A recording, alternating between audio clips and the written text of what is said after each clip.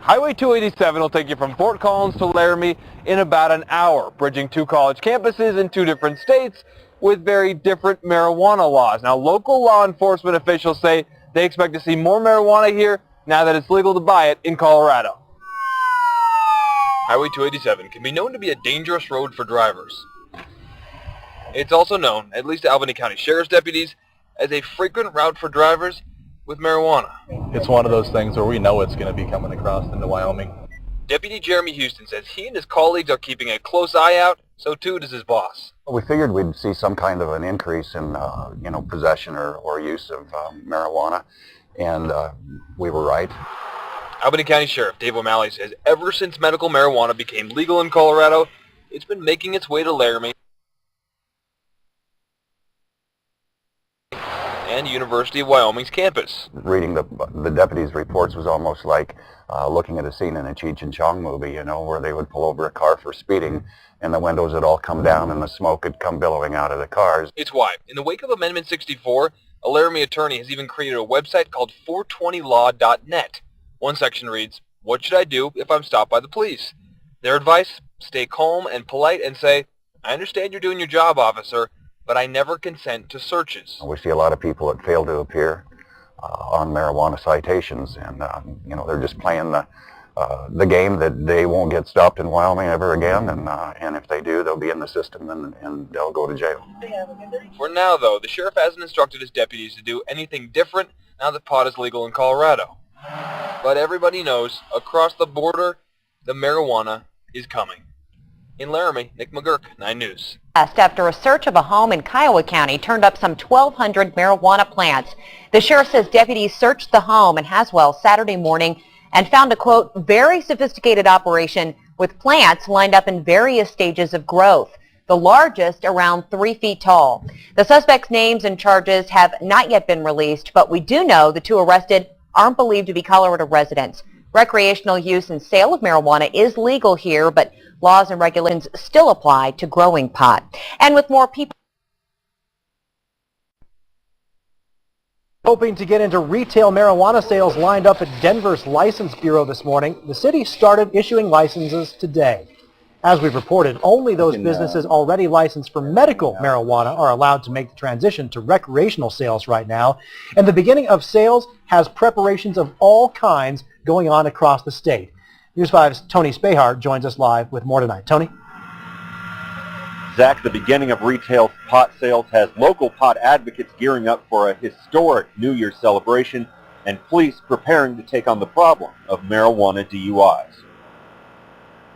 That there won't be any retail pot sales in Colorado Springs isn't stopping Casey Stark from getting his smoking club, Studio A64, ready for New Year's Day. We're having a big party here to celebrate the end of Prohibition, a gala event for the local cannabis patients, caregivers, growers, and anyone over 21 now with recreational marijuana. And of course, police across the state are preparing for the big day too. It doesn't matter how I feel about it, the law is what it is. State Trooper Josh Lewis is just one of the many police officers across the state who will be looking out for high drivers. It's a bit more complicated than catching drivers who've had too much to drink. For marijuana, there is no breath test. It's a blood test or refusal. In a traffic stop, officers can conduct a blood test to see if drivers are over the legal blood limit of 5 nanograms. Drivers can refuse the test at the risk of harsher penalties. Driving under the influence of anything is still legal. And marijuana advocates like Casey Stark are pushing for everyone who plans to partake in pot next week to be responsible. We offer our membership cards with their legal rights, so they know their rights. So they know not to drive under the influence. We call it the Responsible Use Program, where you can use it, but be responsible. Let's show the world that we can do that. Colorado State Troopers are continuing to go through extra training that'll help them spot and identify drivers who are under the influence of marijuana. Reporting live in Colorado Springs, Tony Spahar, News 5. Is the first of its kind in the country, and it's happening right here in Colorado. Adults 21 and older can buy up to an ounce of marijuana. Out-of-staters can buy up to a quarter ounce. Crowds of people are still waiting in line tonight to buy recreational pot for the first time. New on 13, Curio News Channel 13's Michelle San Miguel spoke to customers who are lighting up this New Year's. It's awesome. It makes you feel good. It's a social activity. Look at this line of people we got here. We all come together and unite with the plant. Unite with the plant. Dozens of people waited outside of the greener side This stuff will put you down for a little while. to buy recreational pot in Pueblo County. This is pretty wild. Thank you, bro. Jeff Grindstaff was the first. About 6 o'clock this morning. It was the sun wasn't even up yet when I got here. Tahoe's a real strong indica. Customers had a few favorite buds in mind. Girl Scout cookie and Tahoe OG. I've got some Girl Scout cookies and Tahoe OG. Many never thought they'd see the day pot sales would be legal in Colorado. You moved here from New Jersey to smoke From New pot. Jersey to smoke and grow pot. Wow. Legally. On average, an eighth of an ounce of pot here sells for about $55. Definitely the prices are a little higher now with the taxes, but with it recreational being legal, it's the way to go. Customers say the upside is when they shop here, they know the quality of their pot.